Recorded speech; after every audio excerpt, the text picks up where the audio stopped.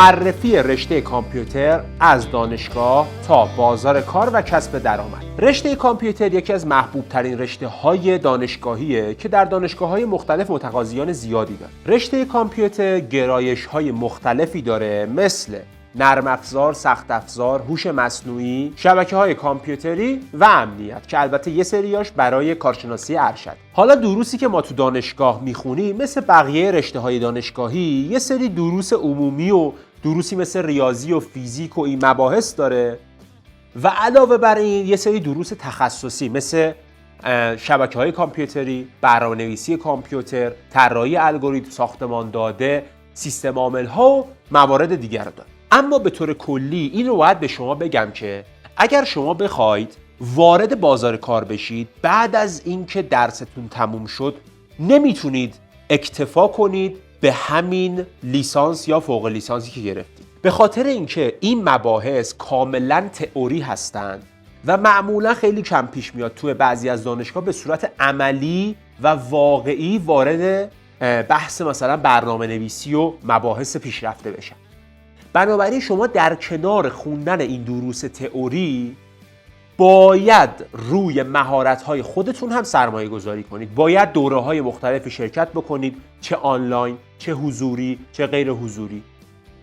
هدف اینه که در کنار درستون به تجربه و مهارتتون و تخصصتون هم بپردازید.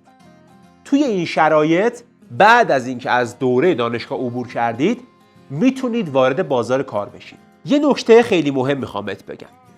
اکثر رشته‌های دانشگاهی، نه حالا صرفاً دانشگاهی منظور نیست، مد نظرمون این مشاغله.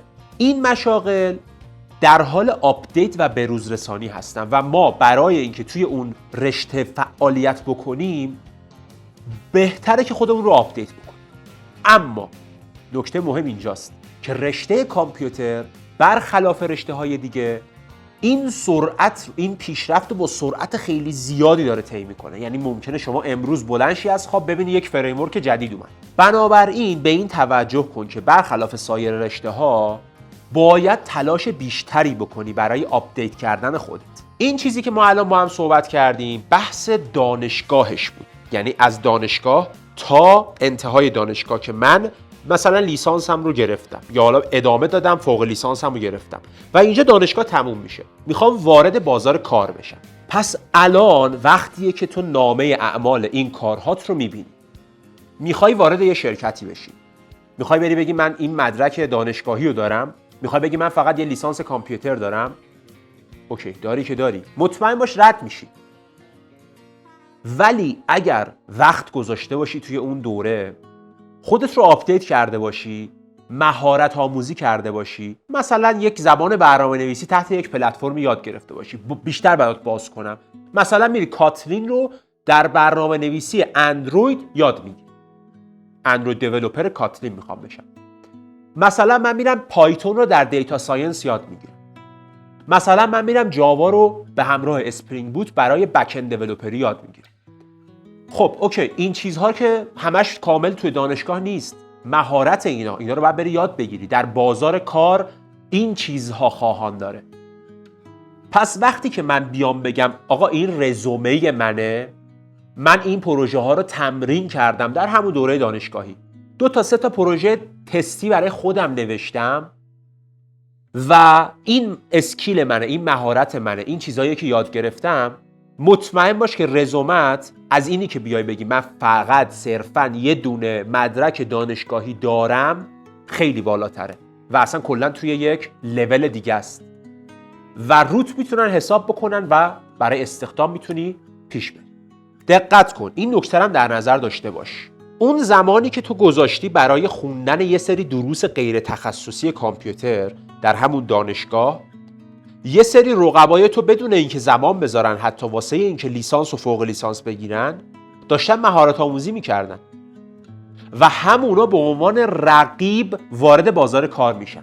پس اینجاست که تو باید مهارت آموزیت رو هم جدی بگیری، یعنی اینکه صرفا خودت رو مقایسه بکنی با افرادی که دارن آکادمیک پیش میرن و تو چون داری صرفا مهارت آموزی میکنی از اونها جلوتری نباشه. یعنی دیدت این باشه که یه سری رقبا داری که اصلا وارد دانشگاه نشدن اما دارن مهارت آموزی میکنن. اینطوری هم نبینش که واقعا بگی وای پس من وقت کمتری گذاشتم و مهارت کمتری کسب کردم. نه، فقط این رو در نظر داشته باش و مهارت آموزی خودت رو جدی‌تر دنبال بکن. تازه یه برگ برنده هم داری، این که تو یک بیسیک، یه پایه از مباحث تئوری هم بلدی، مثل این که مثلا میدونی آقا یه سیستم عامل چجوری کار میکنه، انواع ساختمان داده ها چه چیزایی هستن، طراحی الگوریتم چی میگه، مدار منطقی هوش مصنوعی یعنی چی. ولی اون کسی که مهارت آموزی کرده فقط وقت گذاشته روی مثلا برنامه نویسیش. پس تو یه پیشینه، یه بیس قوی هم داری توی این زمینه که میتونی در کنار اون مهارتی که یاد گرفتی خودت رو ارتقا بدی. حالا اینم از جریان بازار کار. یعنی من از دانشگاه اومدم، وارد بازار کار شدم و اصلا میخوام برم سراغ این که ببینم از چه طریقی میتونم کسب درآمد بکنم. روش‌های مختلفی واسه کسب درآمد وجود داره.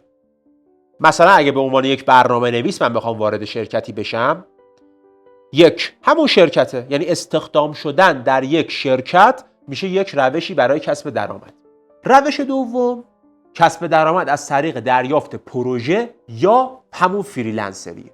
حالا بعضیا اینو جدا میدونن، بعضیا یکی میدوننش. کاری نداریم. تو وقتی پروژه بگیری میتونی این پروژه رو انجام بدی و کسب درآمد بکنی. این پروژه میتونه از یک پروژه کوچیک مثلا چند میلیونی باشه تا پروژه های بزرگتر، حالا مبالغ بالاتر، که وابسته به اینکه چقدر تجربه داری میتونی قیمت بالاتر و پروژه های بزرگتری بگیری. حالت سوم اینه که ایده پردازی میکنی و یک ایده ای رو داری، برای خودت شروع میکنی اون ایده رو پیاده سازی کردن. مثلا من اپلیکیشن اندرویدی مینویسم، من اپلیکیشن تحت وب مینویسم و خیلی از استارتاپ هایی که میبینی الان شکل گرفته و دارن کار میکنن یه روزی از همین جاها شروع کردن. حالت بعدی سیکل ترکیبی ایناست. یعنی من یه جا تمام وقت کار میکنم، یه شرکت دیگه هم پاره وقت کار میکنم، پروژه هم میگیرم انجام میدم. در کنار همه اینا به صورت موازی خب من میتونم این درآمد دلاری هم داشته باشم. اما این هم شرایط خاص خودشو داره. یعنی مثلا من با یک شرکتی به صورت ریموت در خارج از ایران قرارداد بستم و دارم به دلار پول دریافت میکنم. این هم یک روش درآمد. اما میگم شرایط خاص خودشو داره و به هر حال پیچیدگی‌های خاص خودشو داره. حالا به عنوان آخرین موضوع در مورد درآمد میخوام صحبت بکنم. آقا اصلا درآمد برنامه نویسی مثلا چقدره؟ درآمد رشته کامپیوتر چقدره؟ آقا برنامه نویسی وب درآمدش بیشتره یا برنامه نویسی اندروید یا برنامه نویسی iOS یا اصلا کار شبکه درآمد بیشتری داره؟ برم کار امنیت بکنم. ببین دوست من، معمولاً همه اینا توی یه لولن، یه رنجن. مثلا اگر بگم 20 میلیونه، یکی مثلا شاید 17 میلیون باشه، یکی 25 میلیون باشه. یعنی یه رنج متعادلی رو دارن. اما چیزی که هست اینه که وابسته به مهارتت، وابسته به تخصص و تجربت، درآمدت پایین یا بالا میتونه باشه. مثلا یک جونیور دیولپر، یعنی یک برنامه نویسی که تازه مثلا 1 سال داره کار میکنه، سطح درآمدش ممکنه کف درآمد بازار باشه. اما یک سینیور دیولپر سقفی شاید نداشته باشه واسه درآمد. یا یه نفر که یک استارتاپی رو راه میندازه، درآمدش تا کجا میتونه بره؟ آیا میتونیم حد و مرز بذاری براش؟ پس کسب درآمد از برنامه نویسی وابسته به میزان تخصص توه. و در نهایت اگر به فکر مهاجرت از طریق برنامه نویسی و کلاً رشته کامپیوتر هستی، باید بگم که در حال حاضر بازار داغی در کل جهان داره و حوزه کامپیوتر یکی از پرمتقاضی ترین حوزه ها برای مهاجرت. ازت میخوام که این پست رو برای دوستانت که احساس میکنی نیاز دارن این ویدیو رو ببینن ارسال بکنی تا کمکی باشه برای اینکه یک شفافیتی نسبت به رشته کامپیوتر داشته باشن.